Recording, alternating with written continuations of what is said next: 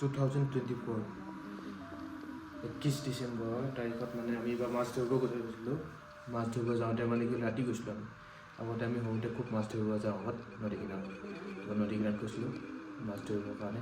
মই গৈছিলোঁ খেৱালি জাল লৈ কিনে গৈছিলোঁ।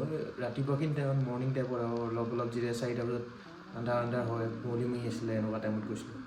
তো যাওঁতে মানে কি হ'ল তাত মানে কি হ'ল মই এইফালৰ পৰা জাল মাৰিছোঁ, খেৱালি জাল মাৰিছোঁ যে ষ্ট্ৰাইককৈ জালটো মাৰে যে খেৱালিটো জাল সেনেকৈ মাৰিছোঁ মই।